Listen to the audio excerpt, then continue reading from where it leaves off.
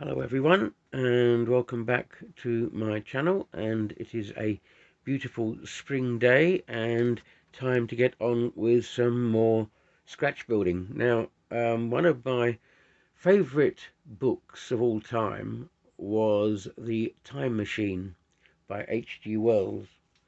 And looking through various websites and posts and model making community sites and so on, I realized that no one, at least very few people, had ever scratch built a time machine.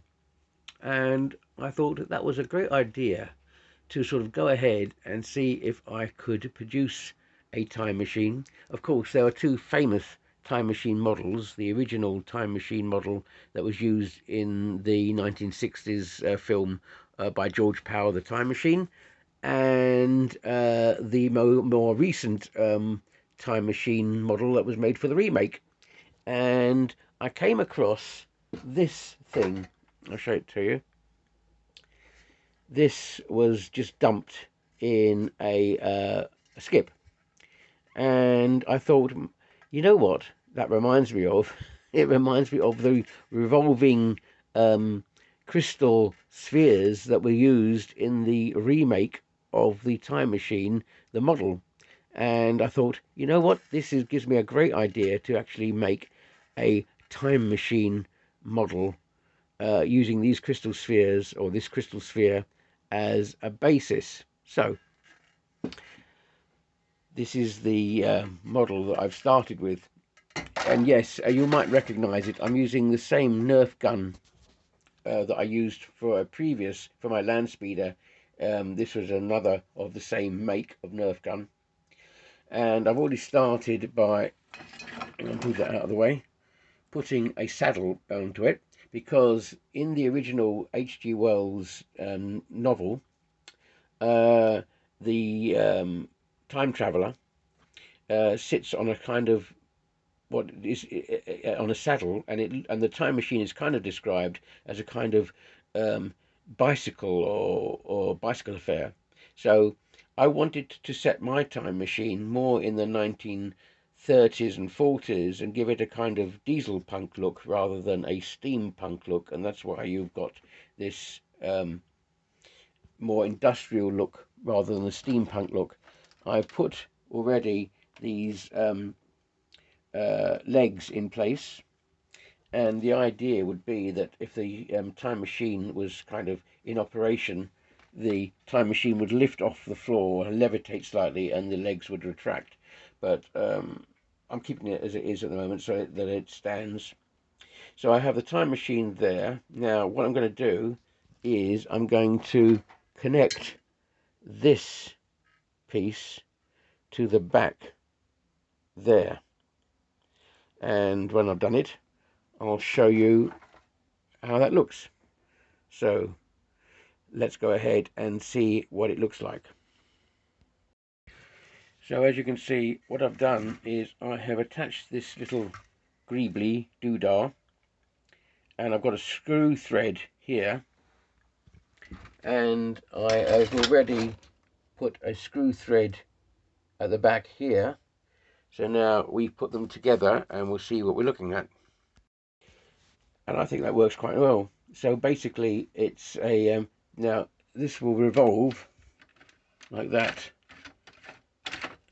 and so we have this effect here where we've got this kind of parabolic crystal shield at the back, which as you can see, the influences of the original model and the remake model are there, but I think that begins to really stand out as a kind of it's not a spaceship or a land speeder. It does have time travel kind of qualities to it. Right, now the next thing we need to look at is, of course, the rider. And what I came up with was, I'll show you, this figure. Now this came with, this is Poe. you know, in stuff for Star Wars. And this is this is from the large Poe land speeder that he has, that I've got, and I'm using the land speeder for other things. But I was left with the model. But the model of Poe stands in good what's the word, scale to the time machine. There. Thing is, I've got to get it sitting on the time machine, and it won't sit with the legs like that. So I have got to do something with the legs to make it sit properly. Also, I can't take the helmet off because the helmet is molded into the face. So I'm going to have to incorporate the helmet as part of the paraphernalia that the time traveler uses to operate his time machine. But we'll get more onto that a little bit later on. Okay, so I'm going to now take the legs apart and manipulate the legs and see if I can get the thing to fit onto the time machine. Right, bear with me. Through the power of the internet, you'll see my results. And there you are. I have done the legs. The magic of the internet, eh?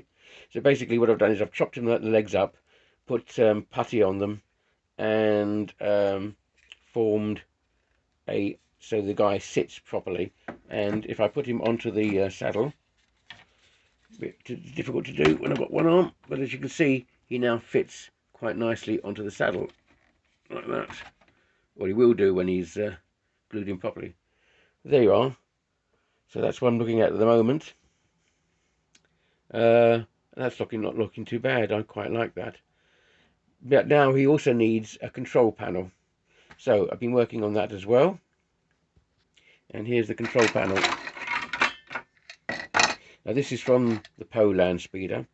But as you can see, I've added to it a little bit by giving it a kind of a digital readout, so you can tell which time of which year and century he's in when he moves through time. Incidentally, for my purposes, what this machine does is it creates a warp bubble, a kind of time-space warp bubble, which can move him faster than light to various time periods, and I think that's how it works. But anyway, this is the control panel, which is going to fit up there. If it's going to hold, it probably won't hold. But anyway, that's going to, oh, everything falls down. But that's how it's going to look. Just a minute, I'll do that properly. Right. There. So there you are. So that looks like nicely, and I think that's going to work very well indeed. Right. Let's continue. Okay, so as I say, lots of things to do to it. I want to make it into a kind of diesel punk time machine, which I'm going to do. The color scheme is going to be silver and bronze, so I'm going to which I suppose is a kind of a cross between diesel punk and steampunk, but it'll work. I think this will work. And I'm going to add lots of greeblies, pipes, and so on and so forth to make it look more Heath Robinson like, as if it's been invented by this mad inventor. And I'm going to have probably rather like Doc Brown in Back to the Future, when he has that strange helmet on his head, things coming out of the helmet and attaching themselves to the time machine itself. But I think that's a good basis to start working on, and I think I'm getting there. Right, it's good to be back making something a little bit more original, and as I say, I don't think anyone's ever done a time machine before, so this is going to be interesting. But yeah, I'm really happy with how it's done. Thing is, I've got to continue it. Right, onward and upward, let's continue. So there's the beginning of my control panel. I've added some transparent bits. Now these are going to remain transparent. When I eventually come to paint it, I'll mask the transparent bits off so that they sort of so they don't get painted across. But that's the beginning of the of what I'm looking at. I wanted to have a lot of yeah, more sort of like as a crystalline, transparent, glass-like structures on it to give it more of a esoteric feel to it. But that's what that control panel is looking like. It's the beginning of it. I haven't finished it yet, of course. Oh, and I forgot to mention that the legs are made from door hinges. Uh, cupboard door hinges. So they sort of look nice. They need to be finished off and merged in more. But I'm going to keep the metallic look to it. I'm not going to do too much. I might add a few extra struts just to give it a bit more security, a bit more stability. But apart from that, that's looking good. Okay, so yeah, that's the overall sort of shape. And I like the kind of through line there which I've created. I'm not sure what I'm going to do with that front bit, whether I'm going to take it off, whether this bit here, whether I'm going to take it off and put something else onto it or not. It might work with that taken off because I still have the through line. So but then I'll need to put something here in its place. But that also looks quite interesting. But then you've got this pipe running here, which I want to keep. So the pipe would have to be connected to some kind of structure here, wouldn't it? Yeah, just interesting things to think about. But as I say, because I want to, if I get rid of this bit here, it won't look so much like a Nerf gun.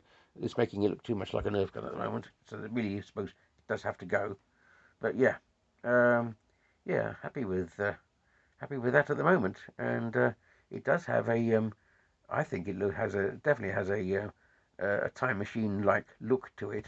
I put the rider on, and you can see it looks quite good with it. There you go. Yeah, that works. Right, onward and upward. Let's continue. So a little bit more work done on the time machine. As you can see, I filled in a bit more detailing around the crystal dome or parabola, whatever you want to call it. I have done a bit more on the legs. I want to do something on that leg down there because I want to make an extension going from the base up to the structure there, just to make it a bit more stable. But I haven't found it yet, so holding fire on that. The main thing I've done is take away that handle and created some structure there which looks better now. It starts to take away from the Nerf gun effect and looks more like an industrial squat machine. So I've got this thing here, this structure here, and I'll probably fill in the daylights that you can see coming through there. On the man, I'm going to do my old trick of putting the handlebars onto the man, so that then I can place the handlebars directly onto the control panel and know where they've been placed. But I haven't done that yet. I haven't sort of stuck anything down. I'm just sort of seeing where they could be placed to see what it looks like. But yeah, so there you are. That's what we've done so far today. Pretty pleased with that. I think what I've got to do now really is I've got to prime it and paint it, because I'm going to be adding silver details, lots of metallic detail to it, and I can't really do that unless the thing is properly painted first of all. So that's where we're going to head next. But not bad a day's work. Right, onward and upward. So moving on with the figure, I said at the time that I would have problems with it because this helmet was molded onto the head, so that I'd have to incorporate the helmet with the head. However, a friend has a 3D printer. Thank you, Kevin. And he has printed me out another head. Here it is. And it's to the same scale as the figure. It looks vaguely Alec Guinness like, Obi-Wan Kenobi-ish. That's all right. It's certainly a better improvement on the head I have already. So what I'm going to do now is I'm going to cut off the head here and substitute this one onto the body, and we'll see what it looks like. But I think this will be a much better head for the figure, and we'll make him look a bit more, you know, mad scientist, professor, inventor like, rather than having this helmet on, which I didn't like in the first place. Right, so let's cut it off and see how he can get. And there she is, or rather he is. That's the head glued on. I sanded it and chopped it up so that it actually fitted onto the body of the man, and I think it works quite nicely. And it certainly gives the character, well, the man, more character. If I put him back onto the time machine, I think that works very nicely. So I can now give the man a name, and I'm going to call him Simeon Creed, or Queeb. Simeon Queeb. There you go. Professor Simeon Queeb. This is Professor Simeon Queeb's time machine. I think that works nicely. Good. So then, of course, we have to sort of paint him up and everything else. But yeah, that gives the. I think that gives the time machine itself, with the rider there, a much better character, a much better feeling of authenticity, rather than somewhat anonymous person with a helmet on. So that works very well. We'll do something with his coat as well to make the coat look a little less military-like, a little bit more 18th century or 19th century Edwardian kind of coat on him. But I think that works nicely. Good. Simeon Queeb's time machine. Professor Simeon Queeb. There you go. Onward and upward. So the time machine is really beginning to take shape now. Added a backrest there, and some other greeblies at the front, and with the figure now sitting quite proudly in the machine. I think that works really nicely. I'm going to start, as I said before, painting it, because all that's left for me to do after the painting is adding details, because the fundamental structure is already there. I'll just turn it round so you can see the back end, because I've just added some bits at the back just to bulk that out and to make the parabola, the time parabola, more functional. So as you can see, I've added this sort of plug at the back, which looks quite interesting. I'm going to add a frame around the parabola itself, so that it doesn't appear to be totally all crystal. I want to sort of see if I can do that. And from that angle, you can see the way the cockpit is looking with the figure inside it. But yeah, so we're getting there. It's not going to be a long build, I think, because a lot of the shape is already there, and I don't really need to do too much more other than add wires and bits and pieces. So this is going to be a fairly quickish build in that sense, but it doesn't take away from the fact that I think it looks really interesting. Unless, of course, I come up with some really interesting bits and pieces. One of the things I found are these vape devices which people throw away. So if you can cut off the end, they're glass like, and they can fit in there. I'm going to have a few more bits of glass and other bits of metal, so that it looks more, as I say, scientific, a kind of more like a piece of scientific machinery. That's the kind of look I'm looking for. And scientific machinery has lots of glass and sparkly bits of metal onto it, so that's what I want this to sort of resemble in the end. Right, onward and upward. Let's continue. Now, I had said before that I wanted to try and make my time machine resemble the time machines that were in the films, and the first film had one parabolic dish at the back, and the second one had two parabolic dishes, one at the back and one at the front. So my time machine is going to have two parabolic dishes, and of course, when I found this particular lampshade in the dump, what I failed to mention is that it had a twin. This was the other part of the lampshade, and that is going to fit nicely on the front. So my time machine is going to have two parabolic dishes, as you can see there, and I think that's going to look really nicely because it's going to resemble the newer time machine in the remake of the film. But that really works because it will then resemble the kind of time warp generating bubble, which as I talked about earlier. So that's going to be fitted on once I go and get the various things to do that. So I think that sets it off really nicely. Right, I think I've got to call it a day now because it is Sunday evening. So we'll continue during the week. Onward and upward.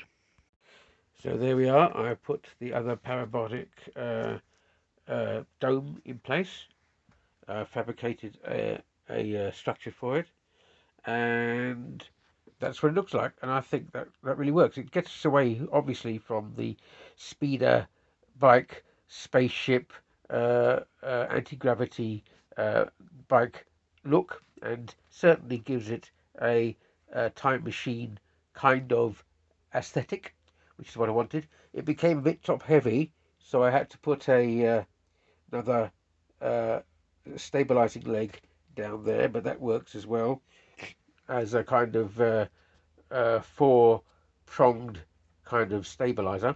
But this is now what it looks like, and I think, yes, I really do think it looks nice now. That really works as a time machine. It couldn't really be any other kind of machine, I suppose, which is good. So I'll just put the man on, Simeon Queeg, and you'll see what he looks like on top. So there he is on top, and yeah, I really think that looks quite nice. It has a kind of Victorian kind of feel to it now, and so perhaps it's more steampunkish than diesel punk, but it doesn't matter. Uh, it certainly has this kind of idea of a squat scientific machine which is capable of doing something unusual, and yeah, I like that. I like it. I think it works. And as I say, the figure of the man, Simeon Queeg, gives the whole time machine a kind of character, which is what I wanted. So we'll now get on with some of the painting, and then we've got to do lots of greebling and detailing. But in actual fact, I think uh, that's the shape, and I'm happy with that. Right, onward and upward. Let's continue. So we've come out into the garden because it's quite sunny out here today, and given it a first spray of silver base colour, which is a kind of yeah, it's not a chrome really, it's just a silver burnished metal base colour to bring everything together. We'll be putting a lot more silver and other kind of tones of silver on top of it, but that just gives it an idea of where we are at the moment. And what I did was I masked off these areas here and just sprayed the interior of the parabola to sort of make that less transparent, as if there is machinery and depth to it, which I think works quite nicely. But yeah, so at the moment that's what it's looking like on both sides as we walk around it.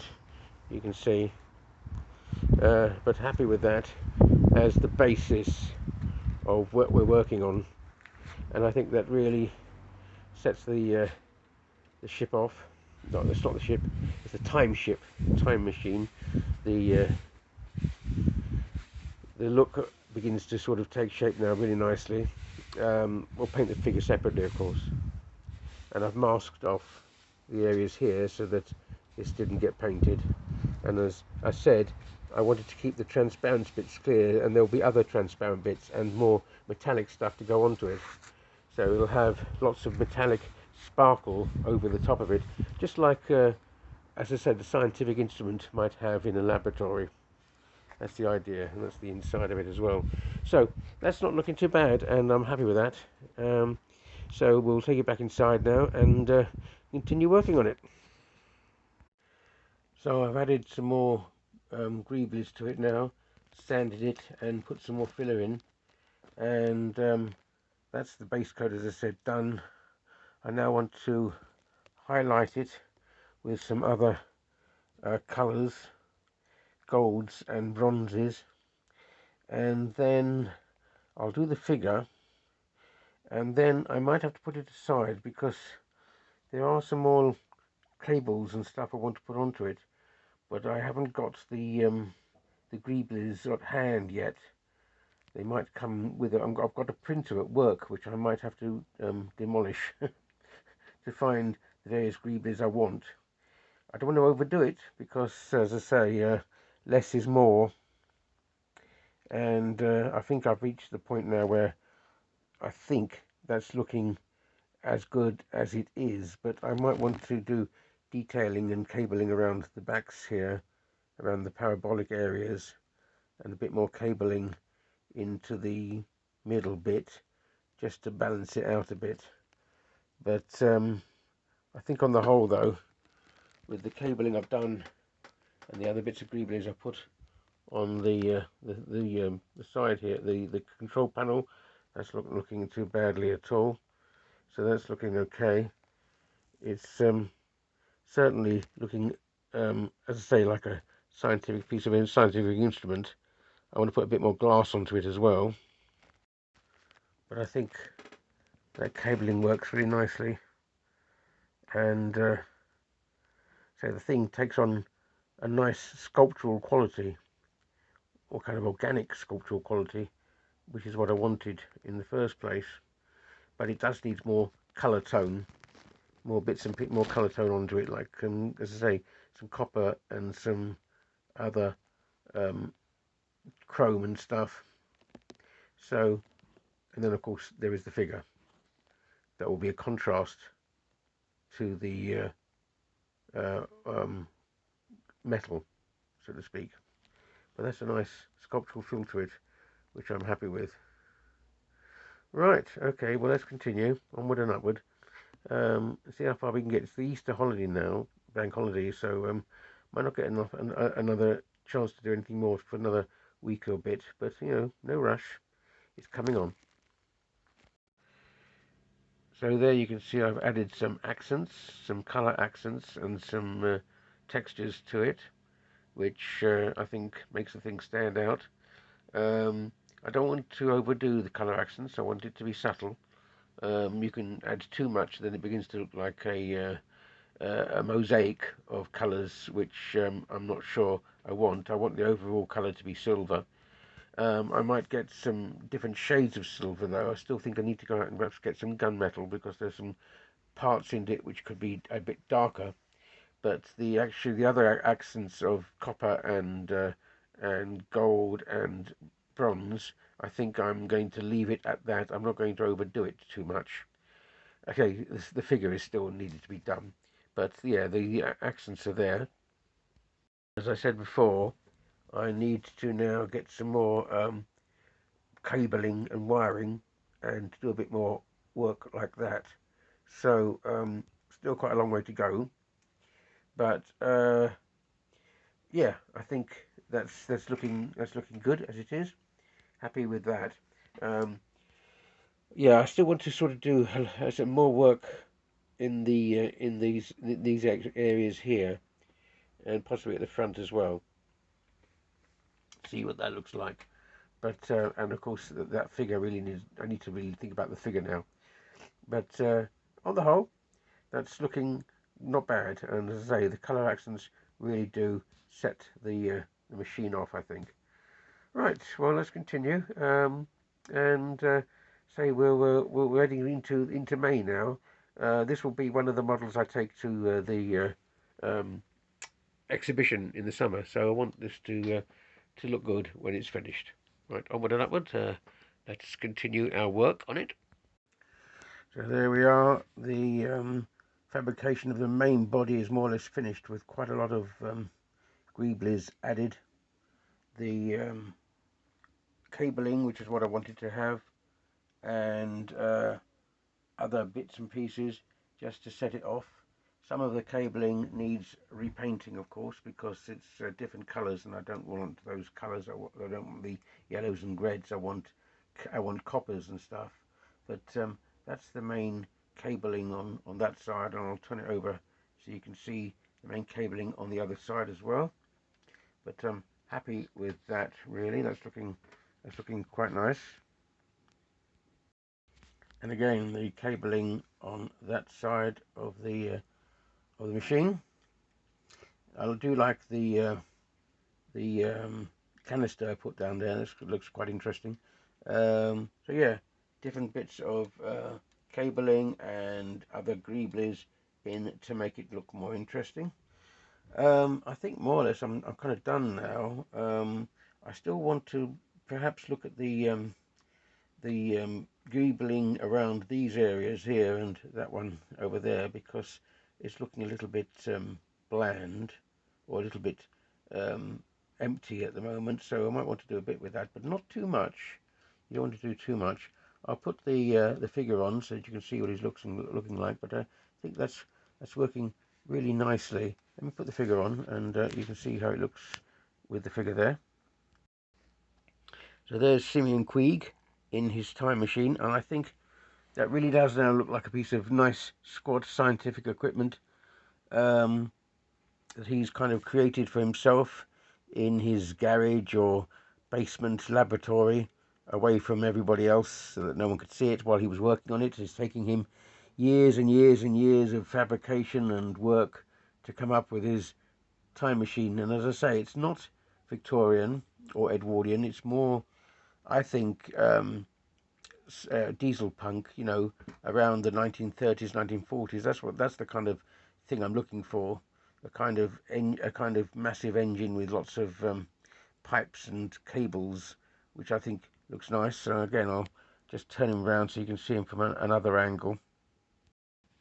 There he is from a different angle. As I say, yes, I think the idea of it looking like a squat machine rather than anything else comes across now. So now all I need to do is to paint him. Now I think I'm going to give him a white coat of paint, a white sort of like a laboratory coat, to make him look like a boffin rather than anything else. And then what I will do is probably wash it down. I'm gonna weather the machine. I don't want it to look so pristine. I want to weather it a bit, give it a bit of grease, get a bit of oil dripping from it, that kind of thing. Not rust as such, but but oil and grease and a bit of muck, because obviously it's been travelling in time, and when you travel in time, you present yourself with bits and pieces, don't you? It gets weathered. So that's the kind of idea I've got in mind. Anyway, we'll do that, and then I think we're kind of more or less done. So let's continue and see how far I can get. We're coming up to a bank holiday now, so I've probably got the time to do that, and then we'll see where we are. Right, onward and upward. Okay, so the greebling is now finished. I've put as much cabling and so on as I intend to do, and I won't overdo it now. That's it. The greebling is now complete. Um, Last little bit will be putting the figure on. I'll show you that in a second, because I'll have to put some cabling on his handlebars. But the greebling on the main body now is all done. The next bit will be to now just give it some grease and some dirtying it down. But yeah, that's done on that side. You can see all the cabling backwards and forwards, and I'll just turn it around the other side, and you can see the other side as well, because that's looking okay. There you are. So yeah, happy with that. As I say, you reach a point where you just daren't do any more, because then it will look ridiculous.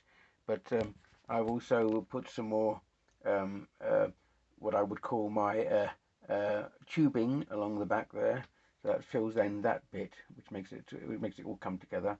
There's a lot more chrome as well on it, but yeah, on the whole, that's looking how I wanted it. Now I'll just show you with the figure on, because well, I just explained the handlebars.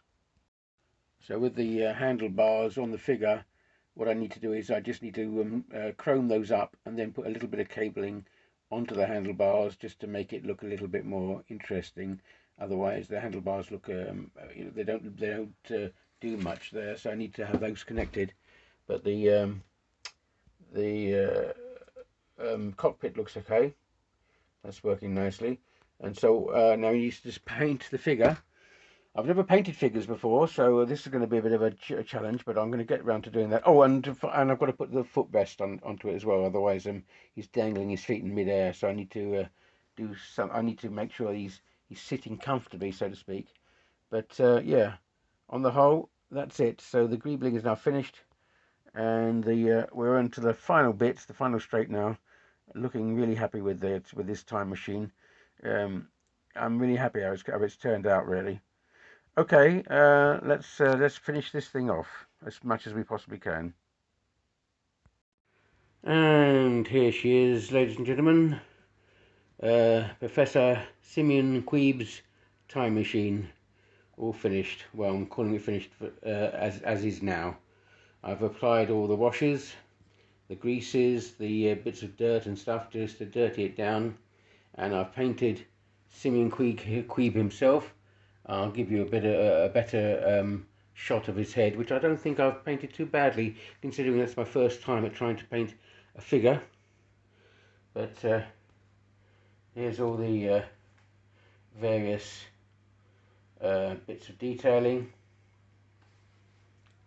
As I say, I dirtied it down by putting in some grime, a little bit of rust, but a lot of oil and grease, just to make it look as if it's been used and lived in. I didn't want to dirty down the two deflectors, the two dishes though, because I thought they were crystal and those crystals would be kept clean for the duration of his journeys. But there you are. That's the cockpit. I'll turn it around and we'll have a better view of that. But I'm happy with the overall effect. I think it looks really much like a piece of scientific equipment, and that's what I wanted it to look like, with all the greeblies and the wiring and so on. So that's that side, and we'll turn him around and have a look at the other side.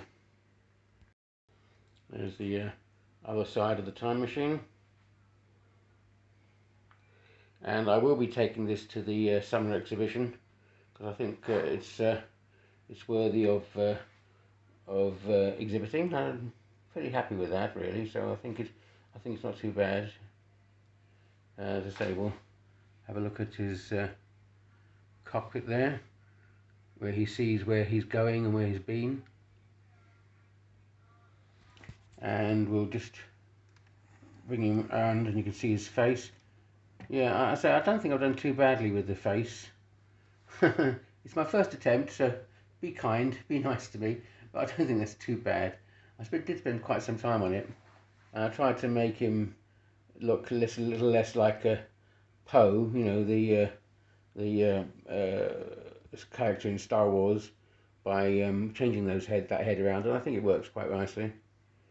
Let's just bring it around again. There you go. So yeah, that's Simeon Queeb's time machine, and I think it's really quite happy with how it's turned out from there. I try to give it a kind of like a otherworldly, esoteric look, so it doesn't look like it's a spaceship or a land speeder. It does look like it's something invented in someone's garage or dungeon or backyard or whatever, and that you know, the thing's been cobbled together over many years of experimentation and so on. But I think that's worked out really nicely, and from all angles. I turn it around. Can I turn around like that? Yeah, you can turn around. Whoa! Don't even falling down now. There you go. There's the other side of him. And that side.